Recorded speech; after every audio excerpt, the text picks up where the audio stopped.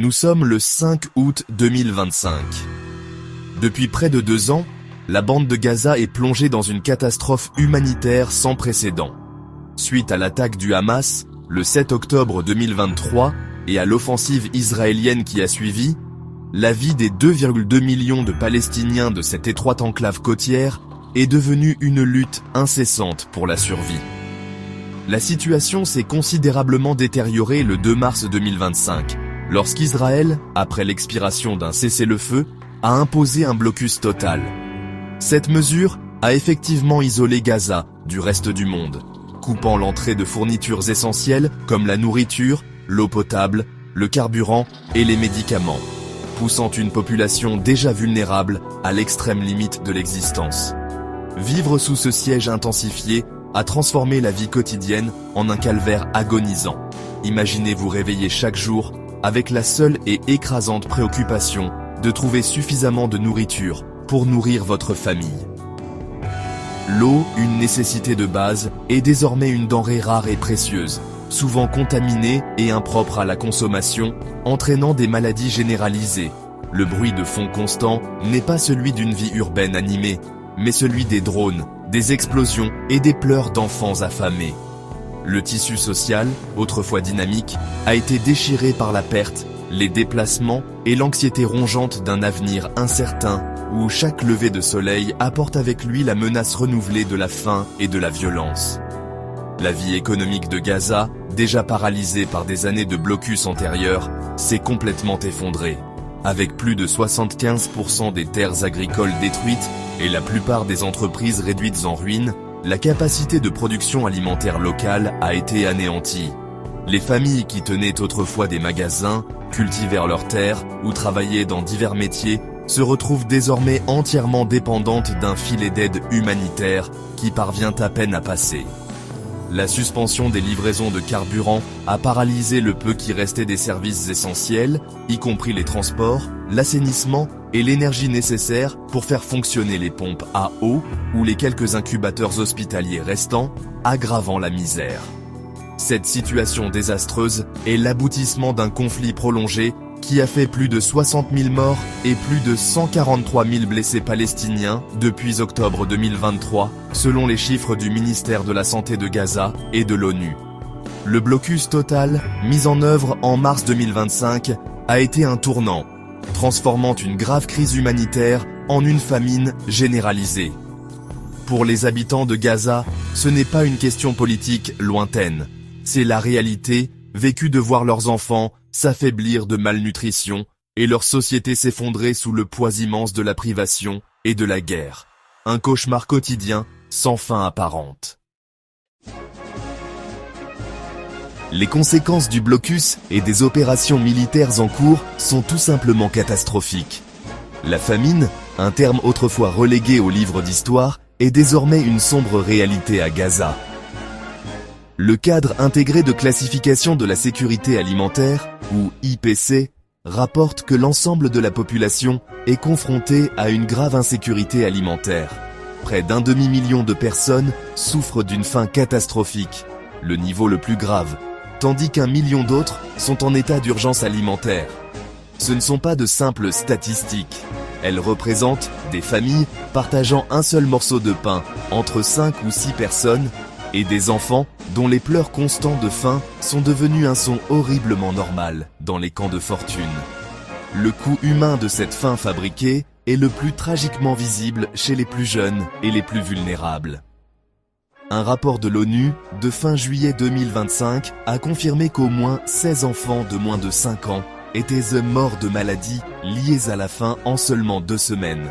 Le ministère de la Santé de Gaza rapporte un bilan beaucoup plus lourd, avec plus de 100 décès dus à la malnutrition, dont au moins 80 enfants.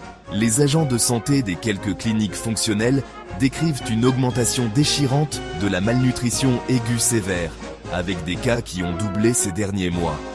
Les enfants arrivent émaciés, leur corps trop faible pour combattre les infections courantes, succombant à des maladies évitables. Outre le spectre de la famine, il y a l'ampleur stupéfiante des destructions physiques et des déplacements forcés. On estime que 1,9 million de personnes soit 90% de la population de Gaza, ont été chassées de leur foyer, beaucoup d'entre elles à plusieurs reprises. Elles cherchent refuge dans des abris surpeuplés, sous des tentes ou au milieu des ruines de bâtiments détruits, sans sécurité ni intimité. Plus de 90% des maisons de la bande de Gaza ont été endommagées ou complètement détruites, effaçant des quartiers entiers de la carte. Cette démolition systématique des infrastructures a laissé un paysage de décombres et de désespoir, rendant un retour futur impossible pour d'innombrables familles. Cette destruction s'étend bien au-delà des zones résidentielles. Les piliers même d'une société fonctionnelle ont été démantelés. Près de la moitié des 36 hôpitaux de Gaza ne sont que partiellement fonctionnels, fonctionnant sans électricité, médicaments ou équipements stériles adéquats. Les écoles qui éduquaient autrefois les enfants sont devenues des abris pour les déplacés ou ont été entièrement détruites. L'anéantissement des terres agricoles, des boulangeries et des puits d'eau n'est pas seulement un sous-produit de la guerre. C'est une attaque directe contre la capacité de la population à subvenir à ses besoins, garantissant que même si les combats devaient cesser demain, le chemin vers le rétablissement serait immensément long et ardu. Face à cette tragédie qui se déroule, les organisations humanitaires sont engagées dans une bataille désespérée pour apporter une aide vitale. Des groupes comme l'International Rescue Committee et diverses agences des Nations Unies sont sur le terrain, travaillant sans relâche pour fournir des soins de santé primaires, traiter les enfants malnutris et distribuer le peu de nourriture et d'eau qu'ils peuvent obtenir. Cependant, leurs efforts sont systématiquement et gravement entravés. Le blocus israélien et les procédures d'inspection complexes, souvent arbitraires, signifient que les convois transportant des fournitures essentielles peuvent rester bloqués à la frontière pendant des semaines. L'International Rescue Committee a signalé que plus de 5 tonnes métriques de fournitures médicales essentielles avaient été bloquées à l'entrée de Gaza. Les défis ne s'arrêtent pas une fois que l'aide a traversé la frontière. Fin mai 2025, Israël a créé la Fondation humanitaire de Gaza, un mécanisme controversé soutenu par les États-Unis, conçu pour contourner l'ONU et distribuer l'aide. Ce système s'est avéré profondément défectueux et dangereux. La plupart des centres de distribution de la Fondation humanitaire de Gaza sont situés dans le sud et le centre de Gaza, laissant le nord, où la famine est la plus grave, presque entièrement coupé. Pour atteindre ces centres, les Palestiniens désespérés doivent entreprendre des voyages périlleux, traversant souvent des zones de combat actives. L'ONU a signalé que plus de 750 personnes avaient été tuées, beaucoup par des tirs israéliens, simplement en essayant d'accéder à cette aide. La distribution de l'aide est elle-même devenue une scène de chaos et de mort. Le désespoir pur de la population, combiné à un manque de canaux de distribution sûrs et organisés, a conduit à des incidents meurtriers. En juillet 2025, une bousculade à un point de distribution dans le centre de Gaza a entraîné la mort d'au moins 20 personnes, écrasées dans la ruée frénétique vers la nourriture. Des méthodes alternatives, telles que les largages aériens organisés par des pays comme l'Égypte et les Émirats arabes unis, ont été critiquées par les groupes d'aide comme un dernier recours. Elles sont inefficaces, coûteuses et dangereuses. Une goutte d'eau dans l'océan qui ne peut remplacer l'accès à grande échelle et soutenu nécessaire pour éviter une famine massive. Le problème fondamental reste le manque d'accès humanitaire sûr, sans entrave et prévisible. Les travailleurs humanitaires eux-mêmes ne sont pas en sécurité. Ils opèrent sous la menace constante de bombardements et sont tués en nombre stupéfiant, rendant leur travail vital presque impossible à réaliser. Les organisations humanitaires sont sans équivoque. Elles ont les fournitures et le personnel prêts, mais elles sont activement empêchées d'atteindre ceux qui en ont besoin. Le blocage répété de l'aide et les attaques contre ceux qui la recherchent sont considérés par de nombreux observateurs internationaux non seulement comme un problème logistique, mais comme une violation du droit international humanitaire, utilisant la famine comme arme de guerre. L'aggravation de la crise a déclenché une alarme et une condamnation internationale croissante, mais une action décisive reste insaisissable. Bien qu'il y ait eu une pression croissante sur Israël pour qu'il allège les souffrances, les mesures prises jusqu'à présent ont été lamentablement inadéquates. En juillet 2025, face au tollé mondial concernant le nombre croissant de décès dus à la famine, Israël a annoncé des pauses humanitaires quotidiennes et a commencé à autoriser quelques convois d'aide supplémentaires à atteindre le nord de Gaza. Cependant, les ONG et les dirigeants mondiaux ont rejeté ces mesures comme insuffisantes, arguant qu'elles ne faisaient pas grand-chose pour lever les obstacles systémiques qui sont à l'origine de la famine. L'ampleur des besoins est immense, nécessitant des centaines de camions d'aide quotidiens, et non pas seulement une poignée. Les organisations humanitaires, en première ligne, ont été implacables dans leur plaidoyer. Elles appellent à un cessez-le-feu immédiat et permanent comme première étape essentielle pour mettre fin à l'effusion de sang et permettre une augmentation massive de l'aide.